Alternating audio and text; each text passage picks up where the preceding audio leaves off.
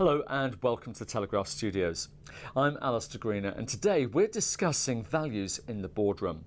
And joining me is Mel Wombwell, who is the Head of Leadership and Culture at Grant Thornton. So coming back again to the specifics, what kind of specific examples can you give where that has impacted a company's perception in the media?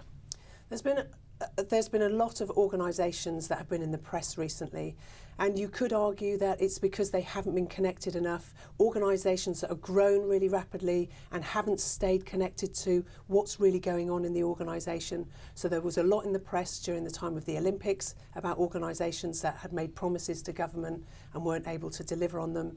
The number of banks have been in the press recently because of the fact that there was an expectation about their reputation and what they'd be doing, and that wasn't being honoured. So that's the kind of world that we're in now. You say something else has to be done, but what exactly? There's a whole myriad of things that we can explore that need to be done. I'll just take one as an example. So we have non-exec directors, and they've become an important voice in the boardroom. And yet, for most non-execs, they do 2 days a month work with an organisation, maybe 3. That's not enough to really connect to the organisation and the people, what's going on in the outside world. So how can they really bring challenge into the boardroom? So it's practices like that where I think organisations need to say, what do we need to be really great in this new world? Okay, so give me some examples of what they can do to be really great in this new world.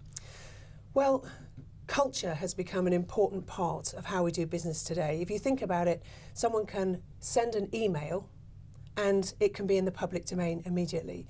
A lot of boards are concerned with strategy and operational effectiveness. I'm just not sure there's enough conversation in the boardroom about the tone, the culture, what's really happening and how people are doing business. There's been a number of examples of things like Tesco that was in the press, the way they were treating their suppliers. So culture needs to become something that is much more talked about and taken much more seriously in the boardroom.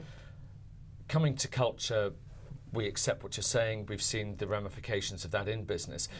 So what are those conversations that they need to be having in the boardroom that you were referring to? I think they need to be conversations about what do we need to really value as an organisation? What are the behaviours that mean we'll be true to what's expected of us? And how do we, as members of the board, how do we role model that? So this thing about putting the lens on ourselves as people and not being untouchable, saying, well, how can I improve? That's something that needs to start to be talked about much more seriously in the boardroom. Once they've established that, one of their questions is going to be, I buy all this, I accept it, I need to change, my organisation needs to change. Why do I need an external third party to help me do that? I can do it myself.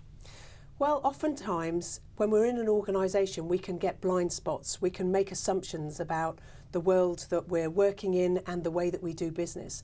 It's great to have a third party come in, someone with completely fresh eyes that looks at everything and challenges everything, looks at the organisation as it exists today, the working practices that are good, that are bad and that are ugly, and looks at where the organisation is going, where the general public or the customers want them to go, and their preparedness for that.